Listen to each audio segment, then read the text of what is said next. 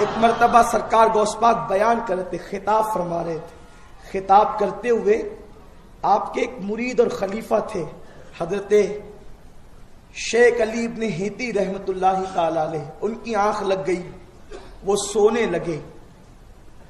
اب عام طور پہ ہوتا ہے نا کہ جب مقرر بیچارہ تقریر کر رہا ہو, پورے شباب پر تقریر اور کوئی سو جائے تو وہ برا مان جاتا ہے کہ میں اتنی محنت کر رہا ہوں, یہ سو رہے ہیں. تو کبھی کبھی لوگ اس کو اٹھا دیتے ہیں, کبھی اس کو کچھ کہہ دیتے ہیں.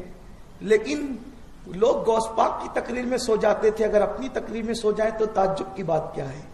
تو لوگوں کو اس طریقے سے فیل نہیں کرنا چاہیے. تو غوث پاک کی تقریر میں وہ بھی ان کے خلیفہ سو رہے ہیں, یعنی کوئی معمولی عام آدمی نہیں. شیخ علی ابن ہیتی بہت بڑے ولی ہیں, سو رہے ہیں. لیکن میرے غوث کی شان ہے, آپ منبر سے اترے اور شیخ علی ابن ہیتی کے آگے آ کر ہاتھ باندھ کر کھڑے ہو گئے. اب کوئی پیر مرید کے سامنے ہاتھ باندھ کر کھڑا ہوگا تو لوگوں کو تعجب تو ہوگا کہ پیر مرید, اور وہ بھی پیر نہیں, وہ پیرانے پیر کھڑے ہو گئے ہاتھ باندھ کر. پوری محفل پہ سناٹا چھا گیا, پوری محفل پہ سناٹا, سب حیران ہے کیا ہو رہا ہے. پھر اس کے بعد شیخ علی ابن ہیتی کی آنکھ کھلی, انہوں نے سرکار غوث پاک کو دیکھا, بیٹھ گئے اطمینان سے. آپ گئے, خطاب پھر شروع کر دیا, بیان پھر شروع کر دیا.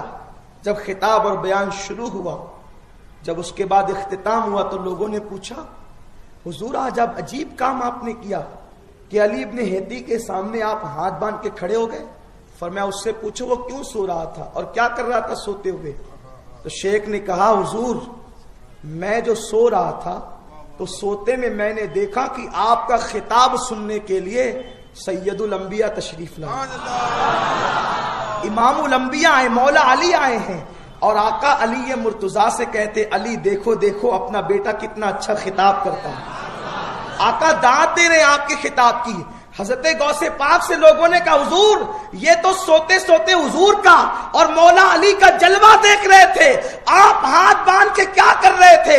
غوث پاک فرماتے ہیں سوتے سوتے یہ نبی کا دیدار کر رہا تھا, میں جاگتے جاگتے مصطفیٰ کا دیدار کر رہا تھا, میں حالت بیداری میں اپنے نبی کا دیدار کر رہا تھا. یہ رسول اللہ صلی اللہ علیہ وسلم کا پیار ہے سرکار غوث پاک کے ساتھ. غوث پاک خطاب کرتے ہیں تو آپ کے خطاب میں صرف میرے آقا نہیں بلکہ یہاں تک بہجت الاسرار کی روایتیں موجود ہیں کہ انبیاء کرام بھی غوث پاک کے خطاب میں شرکت کے لیے تشریف لایا کرتے تھے. اولیاء تو آتے تھے, سرکار ابد قرار صلی اللہ علیہ وسلم مولا علی کے ساتھ تشریف لاتے تھے. یہ شان سرکار غوثیت کی شان ہے.